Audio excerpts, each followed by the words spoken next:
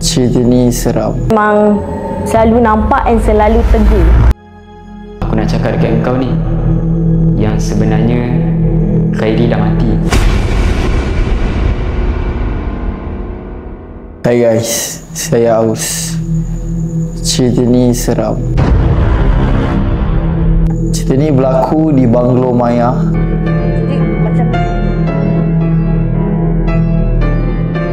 So cerita ni bagaimana kita orang boleh pergi ke tempat kejadian. Sebenarnya kita orang ni diajak oleh kakak Rahim, Kek Nan, untuk pergi membuat paranormal. So pada asalnya kita orang dalam keadaan yang tak ready. Kita orang pun pergi ke banglo. Banglo ni milik Maya, 7 tingkat. And banglo ni mempunyai cerita tersendiri. Ada seorang budak perempuan atas katil, atas tilam dibakar hidup-hidup dalam keadaan dia kena ikat. So pada asalnya kami pergi dengan tim paranormal lain. So kami masuk, dan ketika itu Denny ni dalam keadaan yang okey lah, tapi dia dah mula rasa tak tenang. Dia rasa tak tenang. Dia dah beritahu saya, sebab dia kata dia nak duduk dekat bawah je. Dekat bawah tu dekat base je. Dia tak nak ikut untuk kita orang menjelajah bangunan tersebut lah. Untuk grup yang pertama ni, saya pergi dengan Rahim dan dengan Hadi untuk pergi kita orang menjelajah. Alhamdulillah kita orang tak dikacau. So pada second round, tiba-tiba Denny dia cakap dengan Kek Nan yang dia nak join explore dekat situ. Saya pun cakap, Denny kau okey tak? Kau jangan cakap nak, nanti kau jadi apa-apa susah. Dia kata dia beria sangat nak. So dia pun pergi. Kita orang pun jelajah. Saya pun ikut juga time tu. So ada seorang amoy ni dekat satu tingkat ni, dia ada masuk satu bilik kecil tau. Dan tiba-tiba amoy tu menjerit. Kita orang macam asal? Sebab kita orang nampak keluar daripada bilik tu tau. So amoy tu kata ada budak kecil dalam tu. So keadaan time tu macam huru-hara lah. Keadaan macam huru-hara. So lepas kejadian tu, saya pandang Denny kau okey tak? Dia kata dia okey. Lepas tu dia dah tengok kiri kanan. Kita orang jalan lagi. Tiba-tiba dia rebah. Dan pada saat tu kita orang pun panggil abang yang kat atas lah, abang yang dekat base tu, untuk ambil Denny. So kita orang angkat Denny sampai ke atas. Dia menggelupur. Waktu tu dia menggelupur macam kepanasan. Rupa-rupanya dalam badan Denny, bukan dalam badan Denny, dekat tempat bangunan tu ada benda yang nak masuk kat dalam badan Denny. And Denny pun ada something yang menjaga dia. Dia pun berlawan dengan benda yang daripada rumah tu nak masuk ke badan dia. So bila kejadian berlaku, Denny ni pun buat perangai macam bukan Denny. Siap buka silat harimau lagi. Begini harimau. Dia buka silat harimau dia. Lepas tu kita orang macam cakap, ini bukan Denny ni, sebab terlalu kuat. Dalam keadaan badan yang sekeping, ada punya tenaga yang begitu kuat.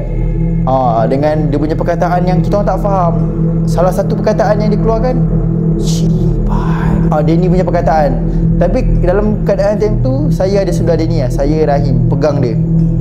Dia macam mengerang macam keluar urat sini, sampai buka baju, sampai buka silat. Kita macam takut jadi apa-apa kat Denny. So benda tu pun macam, sebenarnya kejadian tu benda dalam badan dia tengah melawan benda yang nak masuk ke dalam badan dia. So diorang sebenarnya tengah berlawan tau. So pada saya, itu adalah pengalaman seram saya. Sebab apa?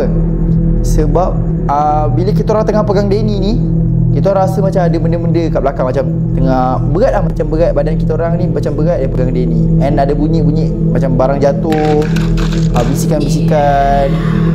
So selepas kejadian yang berlaku semasa di paranormal tu, kita orang balik, kita orang demam seminggu. Satu tim demam seminggu. And Denny pun pergi berubat.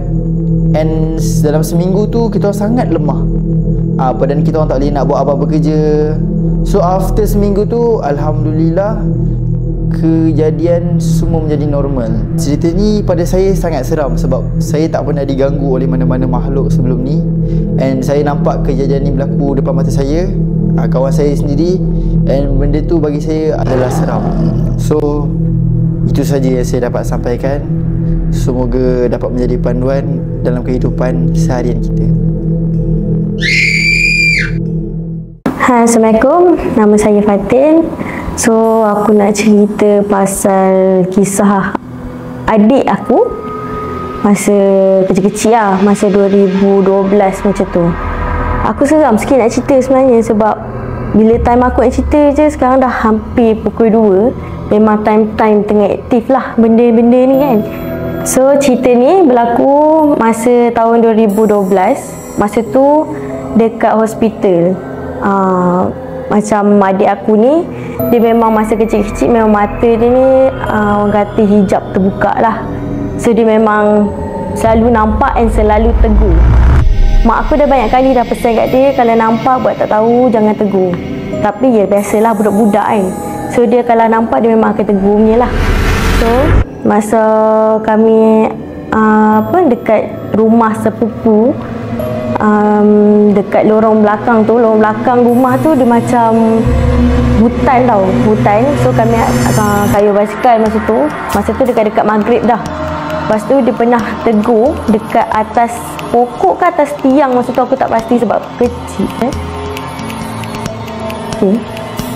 sebab masa tu kecil lagi, so aku tak ingat dia tunjuk something atas pokok. Tapi masa tu aku tak nampak apa-apa pun. Aku tengok dan tak ada apa, jom kita jalan je balik. Okey, lepas tu selepas tu dalam sehari dua macam tu kami pergi hospital sebab one of my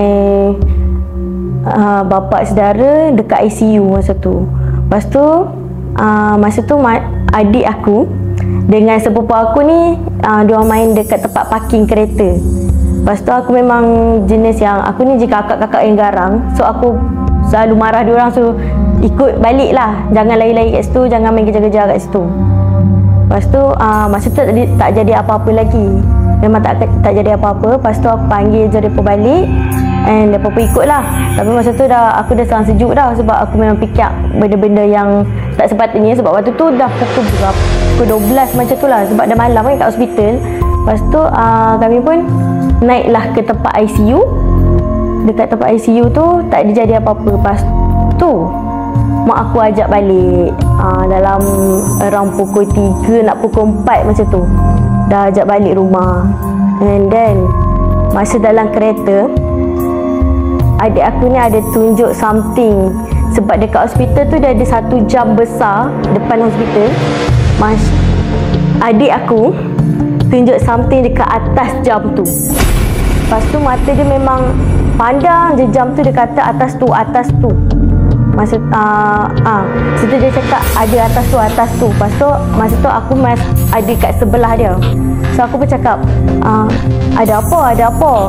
Lepas tu mak aku masa tu memang macam jenis jangan cakap, jangan tegur, jangan apa-apa, jangan tanya pun. Tapi aku ni pun budak-budak juga, so aku pun macam apa dia, ada apa atas tu, ada apa. Lepas tu dia pun tunjuk, dia kata ada nenek panggil dia kat atas tu. Dia macam nenek pakai kain batik, baju lusuh macam tu lah. Dia kata pandang mata dia. Lepas tu mata dia memang tak boleh gerak langsung masa tu. Mata dia memang pandang je dekat atas jam tu. Masa tu memang aku tak nampak apa-apa pun. Cuma aku cuba alih pandangan dia daripada situ. Lepas tu mak aku pun buka lah ayat kursi, buka macam-macam ayat lah, 3 kul semua, baca 3 kul. Kami pun satu kereta tu semua baca ayat kursi, supaya pandangan adik aku tu tak pandang dekat jam tu dah. Tapi masa dia pandang tu, ayat mata dia turun. Kiranya mata dia memang tak boleh berkelip, memang tak boleh nak pandang mana-mana pun lah. Kami panggil pun dia macam dia cakap atas tu. So kami pun macam baca semua tu. Aku pun alih pandangan dia, tutup mata dia, and then aku peluk dia macam tu. Lepas tu perjalanan balik macam tu, tak ada apa, malam tu tak ada gangguan apa-apa, alhamdulillah. Lepas tu mak aku panggil lah ustaz. Dalam selang 2-3 hari jugalah baru ustaz main rumah and berubat dia. Tapi ustaz pun cakap yang dia tu memang boleh nampak, memang benda tu suka dia, sebab dia memang boleh nampak lah. Dengan nyamuk pun,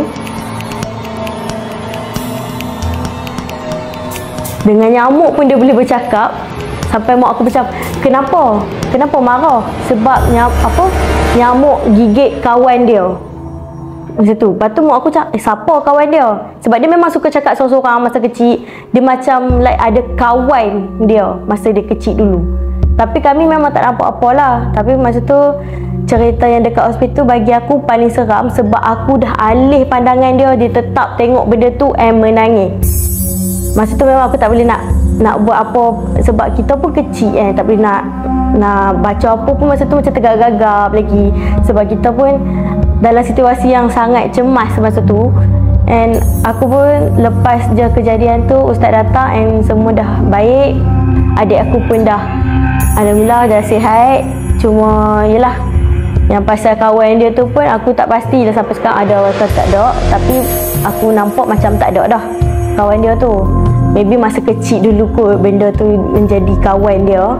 Tapi alhamdulillah sekarang macam dah okey. Tapi ada juga serta dia suka cakap sorang-sorang kadang-kadang. So aku nak teruskan tapi aku sangat cemas sekarang ni. Sebab aku dah dengar benda-benda yang tak sepatutnya dengar. So aku rasa takat ni je kot cerita aku. Alhamdulillah family kami pun dah okey, dah tak ada apa. Adik aku pun dah tak ada apa-apa yang macam teman dia. And takat tu je lah. Sebab aku pun rasa macam aku dah tak mahu teruskan kot.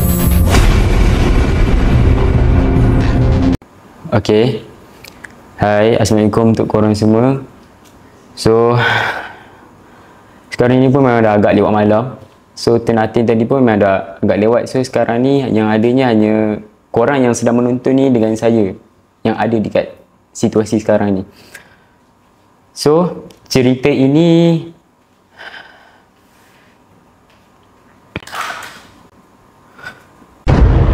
okay. Cerita ini bermula pada berapa tahun yang lepas.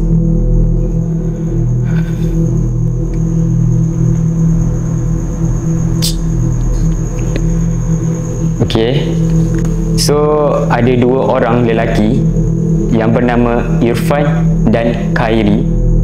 So Irfan dan Kai ini dia ni bekerja di satu tempat perkampungan dan mereka sewa bilik di dalam perkampungan tu. Kiranya ada satu macam homestay and then dia orang macam sewa bilik tu berada di situ. So tuan rumah dalam homestay tu pun ada sekali ya, sebabnya orang kata apa, sewa bilik ya, betul tak, right? And then Irfan dengan Kai ni mempunyai 2 biji motor. So seorang satu tu ada motor lah. So pada mulanya diorang pergi kerja seperti biasa and waktu siang diorang pergi kerja and pukul 5 diorang balik kerja. So begitulah rutin harian diorang, Irfan dan Khairi. And then tuan rumah diorang ni ada cakap diorang tidak dibenarkan untuk keluar lewat malam macam pukul 1, pukul 2 ke atas macam tu. So diorang tak boleh keluar lah pada waktu-waktu lewat malam macam tu. Katanya ada pantang larang. So tindakan Khairi waktu tu merasa sangat pelik sebab kenapa tak boleh keluar lewat malam, sedangkan Khairi ni sikapnya yang suka keluar pada lewat malam. Okay. Kemudian ada satu malam tu Khairi minta izin kepada Irfan untuk keluar malam, tetapi Irfan cuba untuk menghalangnya. Tapi tindakan Khairi itu yang membuatkan Irfan rasa macam okey, ikut kau lah kalau kau nak keluar. And then Khairi pun cuba untuk keluar. Apabila dia keluar, dia buka saja daripada pintu belah bawah tu. Apabila dia buka, dia lihat ada tuan rumah dia. Okey, ada tuan rumah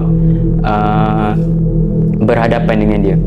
And then tuan rumah dia pun bertanya pada Khairi, Khairi, kau nak pergi mana ni? Dah lewat malam ni. Khairi keluar sambil pegang helmet dia. Okey, apabila Khairi ditanyakan soalan sebegitu, Khairi pun bergegas dan cuba untuk langgar arahan yang diberi oleh tuan rumah itu. dan dia pun katakan tidak pada tuan rumah itu dan dia terus buat kepala dia sendiri. Kiranya dia pergi tanpa izin lah, orang kata kan. Dan apabila dia pergi juga keluar pada malam itu,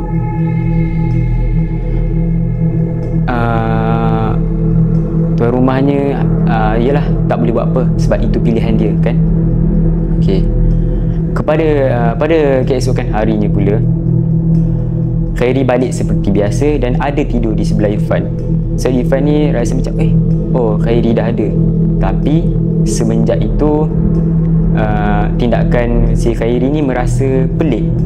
Okey, Irfan merasa pelik terhadap Khairi.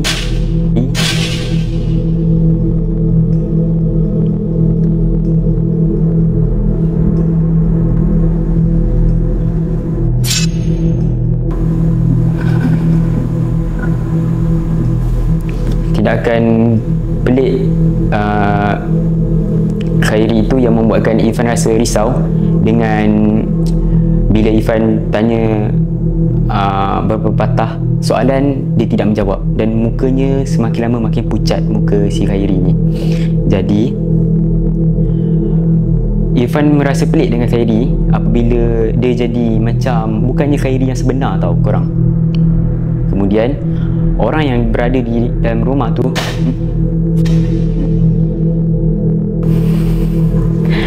merasa pelik dengan tindakan dia.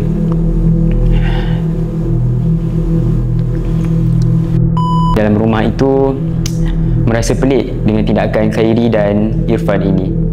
Dan mereka tak apa. Pada keesokan harinya pula, Irfan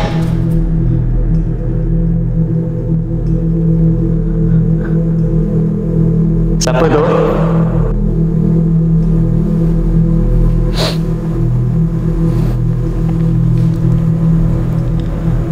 Guys, kita proceed lah. Khairi. Dan pada satu hari Khairi cuba untuk bercakap dengan Irfan, dan Khairi membawa Irfan ke satu tempat yang tiada orang, dan tempat itu adalah hutan. So mereka berdua pergi ke hutan dan Khairi bawa Irfan pergi ke hutan. Dan Khairi cuba untuk mengatakan sesuatu kepada Irfan. Irfan, aku nak beritahu something ni dekat kau. Yang sebenarnya aku tiba-tiba telefon Irfan berbunyi. Dan Irfan pun menolak kata-kata Khairi tadi, and dia pun jawab telefon. And yang callnya adalah tuan rumah itu sendiri. Dan tuan rumah itu tak sampai hati untuk kata untuk memberitahu perkara yang sebenar kepada Irfan. Dan katanya adalah, Irfan, aku nak cakap dekat engkau ni, yang sebenarnya Khairi dah mati. Irfan pun terkejut apabila dengar perkataan itu. Lalu Irfan pusing belakang melihat Khairi tiada. Jadi yang selama ini yang bersama dengan Irfan itu siapa? Dan penduduk di dalam rumah itu melihat Irfan hanyalah berseorangan, tiada pun Khairi sebenarnya. Sebenarnya Khairi dah mati. So perkara itu sangatlah mengejutkan Irfan. Lalu Irfan merasa ketakutan sekejap ketika itu. So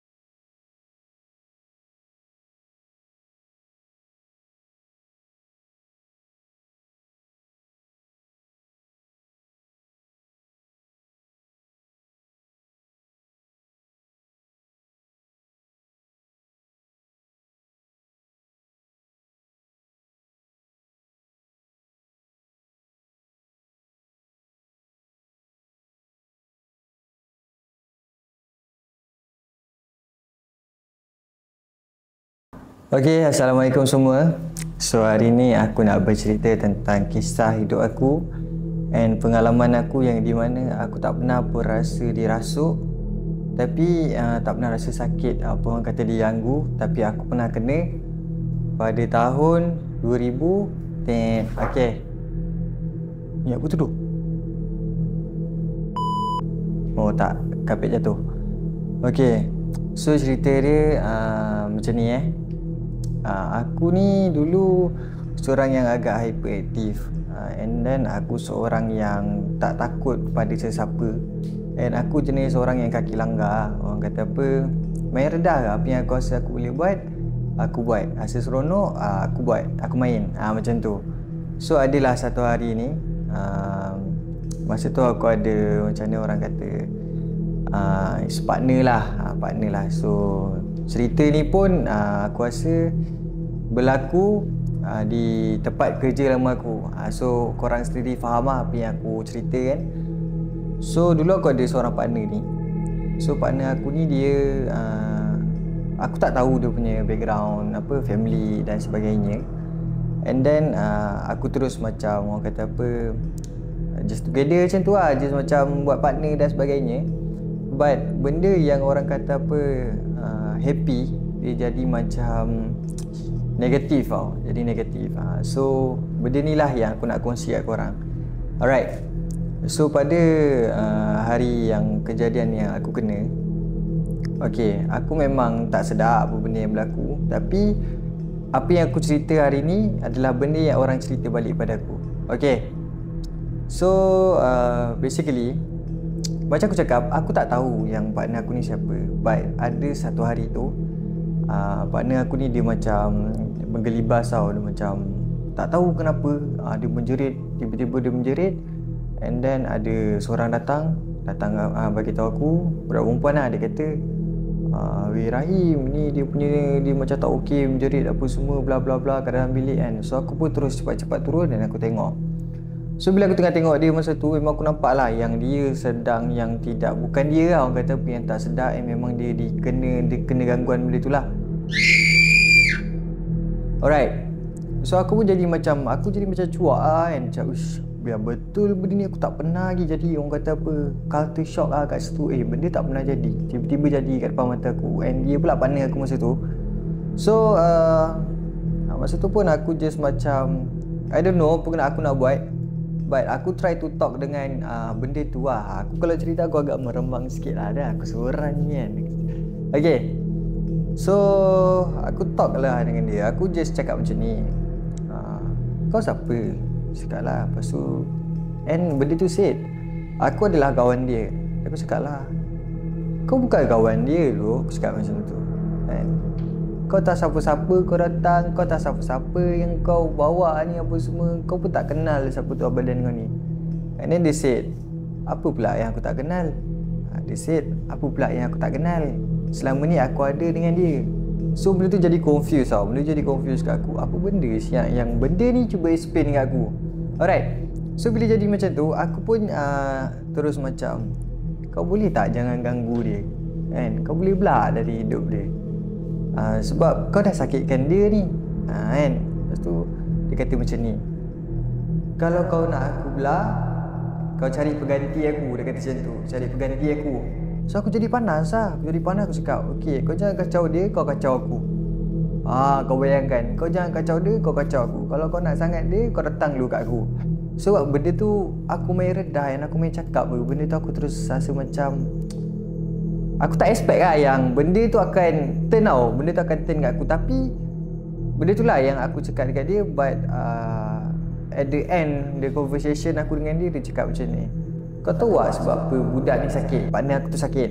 Sebab dia cakap selama ni kalaulah partner aku ni seorang-seorang, dia selalu ada dengan dia. Maksudnya partner aku ni akan bercakap dengan dia, partner aku ni akan bergurau dengan dia, bermain dengan dia. Faham tak? So aku pun jadi macam, oh my god, serius kan? Sebab aku macam aku cakap, aku tak tahu background partner aku ni siapa. And aku pun tak pernah tanya. Okay, yang aku tahu dia datang, dia aku boleh buat jadi partner aku je lah, macam tu. Bila jadi macam tu, dia kata, kalau kau nak aku lepaskan budak ni, kau kena cari pengganti aku. So aku cakap, kau jangan kacau dia, kau datang kat aku. Okay.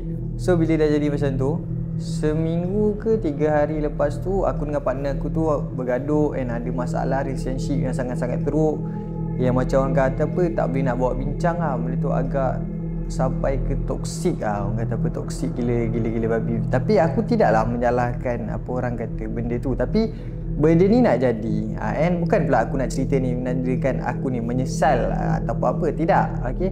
Aku just nak cerita, just ini adalah salah satu salah satu pengalaman aku. Okay. So lepas je 3 ke 4 hari macam tu, aku dah rasa macam, partner aku tu dia dah okey. Aku dah rasa macam tak sedap badan lah. Aku rasa macam asal badan aku macam gini.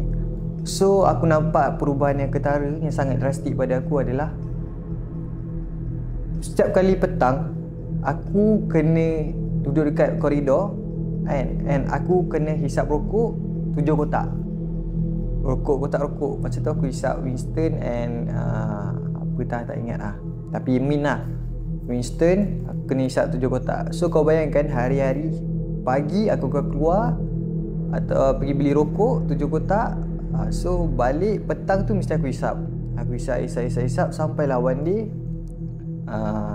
Amir Haris datang kat aku.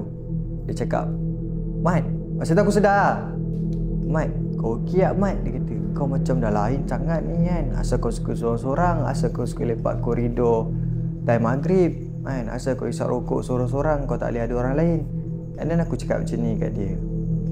Aku tak rasa apa-apa, but aku rasa macam aku ni problem. Aku cakap kat dia, aku macam tak okey lah Mat. Aku macam ada masalah, tapi aku tak tahu kenapa. Yelah, lagipun masa tu orang kata apa, adanya perselisihan faham aku dengan partner aku dan sebagainya kan. So benda tu lagi orang kata apa, membawa vibe yang negatif juga ke arah aku. Alright. So memang setiap hari lah benda tu berlaku, setiap sampailah seminggu. And masa tu hari-hari aku isap rokok dan sebagainya. Kalau aku ni rasa macam kalau aku tak keluar, aku akan rasa bahang gila kat badan aku. Aku rasa macam aku tak puas hati gila dengan semua orang kat dalam rumah. Aku rasa macam aku nak bertumbuk dengan siapa-siapa yang aku nampak kat depan mata aku kalau aku tak dapat rokok aku tu. So that's why lah, bila aku perlukan benda tu, so aku kena buat apa benda yang perlu buat. Kalau aku tak buat, dia akan jadi efek kat orang lain. Alright.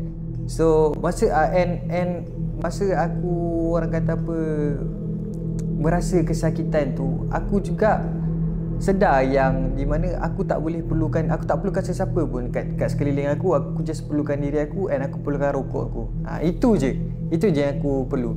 And adalah sampai satu hari memang nampak aku dah macam lost, dah macam gila-gila, dah macam dah tak betul kan. And tibalah satu ustaz ni datang. So bila datang satu ustaz ni, and dia pula secara tiba-tiba kan, secara tiba-tiba datang. So benda tu lah yang membuatkan aku rasa macam aku emosi and aku tak boleh kawal diri aku, and benda tu jadi end kat situ tau. Aku tak nampak apa-apa pun yang terjadi dekat diri aku. But apa yang aku dengar daripada kawan-kawan aku adalah masa tu aku dah tak betul, and aku dah tak betul, partner aku dah tak betul, and kita orang pula tengah borak each other yang orang kata apa, benda kau dengan benda ni tengah sama-sama. Faham tak? Tengah sama-sama apa, satu geng untuk serabutkan keadaan semua kat sekeliling. Faham tak benda tu jadi macam tu? So diorang cerita, ni apa sih? Okay, tak apa. So senang kata benda tu macam pair lah, jadi pair kat situ. So benda tu lagi mengkukuhkan dia lah untuk orang kata apa, kuat lah kat situ. Alright. So bila ustaz tu datang and aku terus menggelibas and aku dah tak sedar, tapi diorang cakap aku buka silat. And tak silap aku ada video. Kalau ada video aku sorokkan sikit dekat dalam ni. And masa tu juga memang kata apa, aku cuba nak lari daripada semua orang. Aku nak keluar daripada rumah and aku tercari-cari partner aku. And then aku pun tak ingat sangat lah berapa sangat cerita ni, but yang aku tahu dekat dalam kawan-kawan aku kat situ ada yang luka disebabkan aku, ada yang sakit juga disebabkan aku. And then bila dah habis aku kena rasuk dan sebagainya benda tu, and tu aku tersedar yang macam aku sakit gila, badan aku sakit gila. And apa yang aku nampak macam tu, just aku nampak kawan sahabat aku nampak Amir Haris tengah nangis tengok aku cakap, "Mat, asal kau nangis ni, Mat?" Cakap, kata, "Kau Mat, kau macam nak mati lah," dia kata kan. Cakap, "Ish, kau cakap apa lah aku nak mati, badan aku sakit ni," cakap kat dia, "Mat, badan aku sakit ni, Mat." Cakap, "Tak apa, kau relax dulu, kau rehat dulu apa semua." And then hari-hari juga orang kata apa, ustaz tu agak datang rumah untuk nak pagar dan sebagainya kawasan. So adalah sampai satu hari tu ustaz tu panggil aku, and aku borak berdua dengan ustaz tu. And then aku tanya ustaz, apa benda yang tengah ganggu saya sekarang ni? So ustaz tu kata lah, daripada apa yang saya nampak dekat awak kan. So first kali memang ada benda lah dekat partner awak tu, ada benda yang dia bawa yang awak tak tahu lah, yang kawan-kawan awak pun tak tahu. So yang second, awak tahu tak baju yang awak tengah pakai, maksudnya bukan baju yang aku pakai sekarang ni lah, bukan baju yang aku tengah borak dengan ustaz tu, tak. Baju yang ada dengan awak sekarang ni, ada satu baju tu dia dibalut ataupun orang kata apa, digulingkan di tanah kubur. Kau bayangkan, aku macam baju apa lah. And then ustaz tu pun keluarkanlah baju tu. Dia kata, ni baju awak ni yang kalau awak nampak dia memang warna coklat. Dia macam warna tie-dye tau, tapi sebenarnya dia disaluti dengan tanah kubur. So aku tanya ustaz, tak. Lepas tu ustaz tanya aku, mana awak dapat baju ni ya? Saya cakap, aku cakap lah, ni sempena birthday saya. So bila birthday saya memang saya selalu bagi alamat saya dekat saya punya followers peminat-peminat saya. So diorang akan bagi saya hadiah. So aku tak tahu, maybe masa tu aku just unboxing. Tapi aku ada ingat aku unboxing, and memang aku keluarkan baju tu sangat-sangat wangi. Memang seluruh kotak tu orang kata apa, sangat-sangat wangi. And benda tu bagi aku tertarik lah. So ustaz dia tanya lagi, "And then awak ada makan apa-apa tak yang fans awak bagi?" Saya cakap, "Memang saya makan pun coklat tu." Aku direct, "Memang saya makan coklat tu." So coklat tu pun sebenarnya dia dah buat something dekat dalam tu. So benda tu buatkan aku jadi macam unexpected gila babi, sebab aku tak pernah rasa kan benda ni. That's why bila korang dengar cerita aku, bila benda aku dengan benda dia pair, so baru korang tahu sebenarnya ada orang hantar agak benda tu kat aku. So meremang sih kalau aku cerita, sebab benda ni cerita 2 tahun lepas lah, 3 tahun lepas macam tu. Dia unexpected lah kat aku masa tu. So lepas je pada tu, kalau korang perasan, that's why aku dah jarang bagi aku punya alamat dekat aku punya followers. Dan aku dah jarang nak minta apa hadiah ke sebagainya, perhantaran ke dekat orang yang aku tak kenal. Itu je lah cerita aku. And then aku harap korang enjoy. So benda ni aku bukan nak cerita tentang aku tak boleh move on ke apa, tak. Ini cerita just aku nak kongsi pengalaman seram aku yang aku tak pernah kena, but sekarang alhamdulillah aku dah fully okay. Alright, so aku harap korang enjoy dengan cerita aku kali ni. So korang jangan lupa share kat korang yang lain. So kita pergi dekat next seterusnya.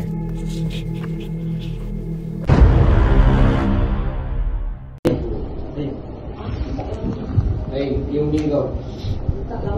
Yung linggo.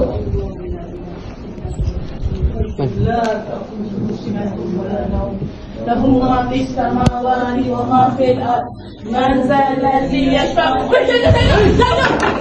يعلم ما بين أيديهم وما خلفهم ولا يحيطون بشيء من علمه إلا بما شاء وسع كرسيه السماوات والأرض ولا يؤوده حفظهما وهو العلي العظيم.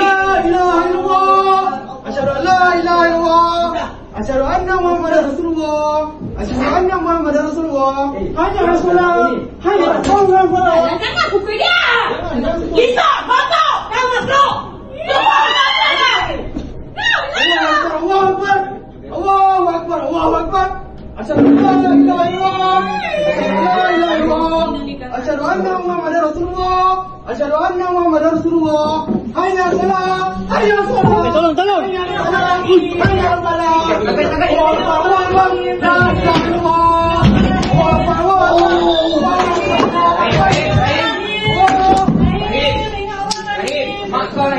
Bismillahirrahmanirrahim. Allah tolong kami Allah. Bantu kami Allah.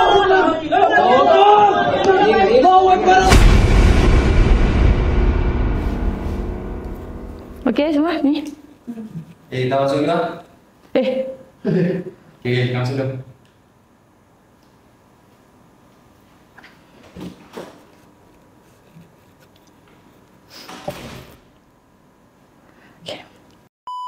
Hai, Assalamualaikum sawadi. Cha.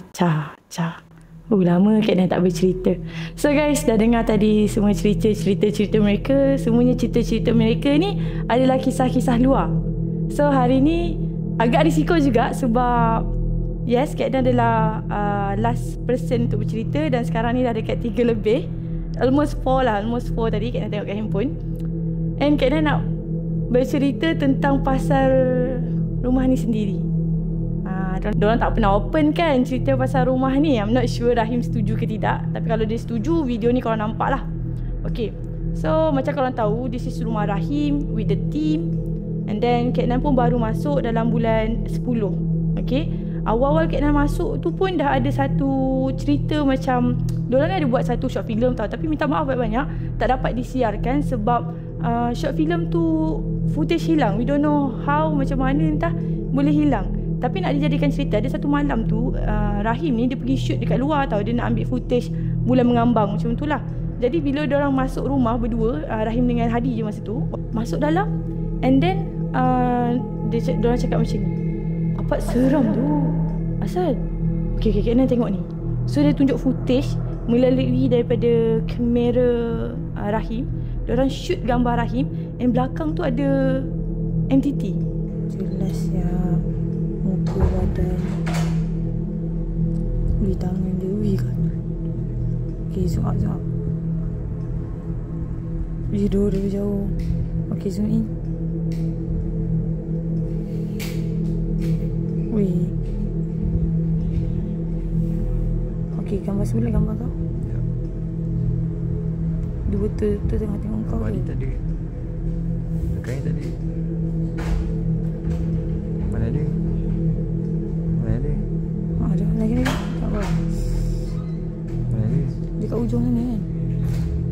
Situ. Tak ada. Tu. Tak ada ni. Ni kepala dia. Badan dia. Bangga benda ke? Alah, sekolah kau. Kat mana ni? Tu nampak tu sampai kain di sampai bawah. Ni, dia pendek je. Macam mana? Ufi, apa? Mata dia, hidung, mulut. Macam suka tu. Macam Kaku ke? Lepas tu Sukashish ni ada cakap, oh tu kan aku. Aku macam pelik. Sebelah engkau. Lepas tu, yelah, bukan hantu aku tu. Bukan, ni gambar tadi. Rupanya dia tunjukkan Kak Nan footage yang diorang dah edit. Dah edit dah benda tu sebenarnya. Short film tu dah edit dah. Ni kan macam aku tu. Apa? Bukan kau. Bila masih pula aku kat situ. Tak, sebab aku sebiji ada makeup ni. Tapi tadi tak ada lah. Ni muka aku tengah begini. Macam okay, so aku baru faham. Rupanya diorang ni ada shoot cerita hantu. And benda tu menyerupai pula hantu yang kita orang buat. Ya doh. Rambut sama, rambut lagi panjang. Tahu cak ni aku ke? Gambar tadi. Sebiji sebab makeup aku time tu. Time macam ada putih-putih macam tu. Sebiji macam gambar tu. Muka aku sebiji macam tu. Alright, ni cerita awal je geng. Cerita awal. Masa tu Kak Nan belum masuk lagi. Okay, belum orang kata apa berpindah kat rumah perempuan kan. And Kak Nan dekat sini, Kak Nan ada satu bilik yang Kak Nan buat tempat syuting. Alright, tempat syuting dalam bilik lah. Jadi ada satu hari ni Marsha, Rahim dan juga Atin. Yes, 3 orang ni. 3 orang ni keluar pergi buat kerja luar lah. Alright, sampai ke maghrib diorang tak balik lagi. Tapi masa ketika itu kan, Kak Nan dekat atas, Aus dengan Hadi dekat bawah. And I know memang diorang kat bawah. And Kak Nan dekat atas bilik syuting. Kak Nan tak tutup pintu, buka pintu. Okay, pintu bilik Kak Nan berdepan dengan pintu bilik depan. Bilik depan tu tempat kita letak barang macam tu. Biasanya pintu tu akan ditutup. Tapi masa ketika itu Kak Nan rasa macam ada satu pergerakan tau. Aku tengah betul-betul beli ni, tengah nak beli kerusi gaming dekat handphone kan. Depan aku macam ada pergerakan. Alright, so aku main handphone balik. Lepas tu main handphone balik, aku macam pandang depan balik. Masa pandang depan tu, pintu berat. Geng, rumah ni pintu berat. Okay, orang kata kalau kena angin tu tak bergerak lah. Tak bergerak. Jadi benda tu dia lepas tu dia stop kejap. Tapi mata dah nampak dah kau bergerak. Lepas tu masa nak pandang handphone balik kan, macam malas nak layan kan. Pandang handphone balik tu aku nampak dia gerak ke belakang balik. Aku cakap okay. Lepas tu tak tunggu lama lah, memang Kak Nan bangun. Kak Nan panggil Aus, Hadi. Tak turun lagi. Aus, azan jap. Buka azan ke so adalah footage Aus azan dekat penjuru rumah lah masa tu.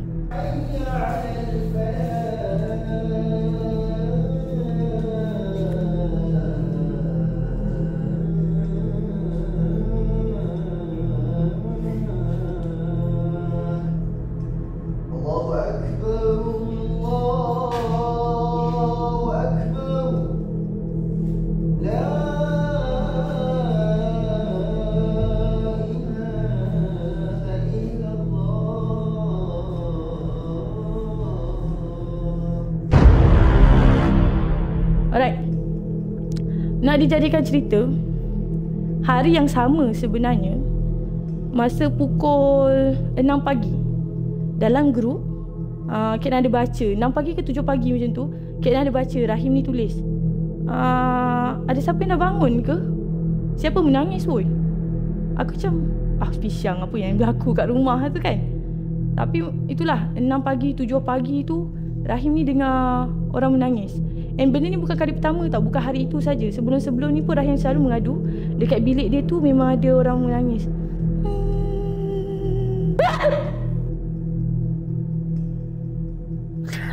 Guys.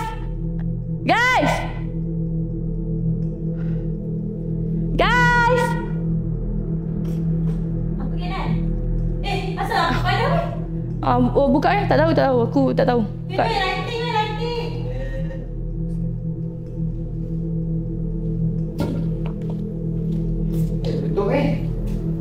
Tak payahlah tanya. Cepat aku nak habiskan ni. Okey. Kau teman ada depan ni. Seorang ada orang. Ada bau lah. Okay. Alright. Okay guys. Okay. So korang faham hari sebelum ni pun dia tak kerap hari-hari, tapi memang Rahim ada mengadu lah rumah ni dengan orang menangis. So hari yang berlaku depan mata Kak Nan tu, hari yang sama Rahim mengadu kan ada apa orang kata orang menangis tu lah. Sorry guys, aku dah macam tak sedap sikit nak bercerita. Okay, actually ni apa yang sebenarnya aku tak bagi tahu diorang tau. Kak Nan bukan mata boleh nampak, tapi I don't know why dekat rumah ni sentiasa nampak orang mengintai. Like paning. Sorry geng, kalau korang baru dapat tahu daripada mulut sekarang ni. Dapur memang akan sentiasa mengintai belah dalam.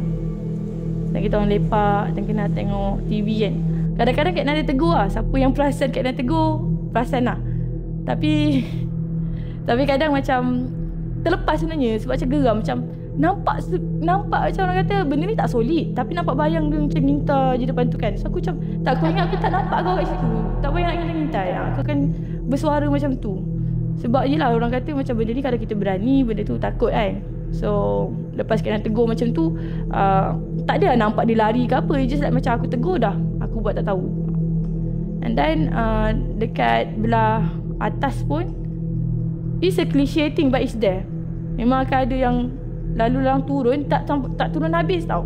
Tapi dia turun dekat tangga, zerak, dia naik balik atas. Aku tak tahu, mungkin dia tak tahu kot jalan turun macam mana, tapi dia memang selalu kat situ. So belah dapur dan juga belah atas nak turun tangga tu. So aku pun tak pasti rumah ni sebelum ni orang Melayu ke, orang Chinese ke. Bukan kita orang tak ada buat Yasin ke apa ke, ada. Mungkin tak kerap. So itu je lah kot peristiwa-peristiwa rumah ni. Tak nak cerita lebih-lebih sebab yang nanti-nanti kita akan cerita lebih lagi lah. So itulah pengalaman dekat rumah ni. Tak tahulah budak-budak ni sebenarnya ada pengalaman ke tidak. Kalau korang bagi support untuk video ni, dekat komen. Kalau ramai yang nak dorang open cerita pasal rumah ni, mungkin dorang boleh open gitu. So itu saja cerita daripada Kak Nan. Minta maaf banyak-banyak kalau ceritanya tak tersusun. Kau faham-faham je lah. Pukul 3 pagi lebih, mungkin dah pukul 4. Lepas tu dengan gangguan, dengan bau, tiba-tiba naik bau hanyir kat sini. So aku tutup sekarang. Bye bye.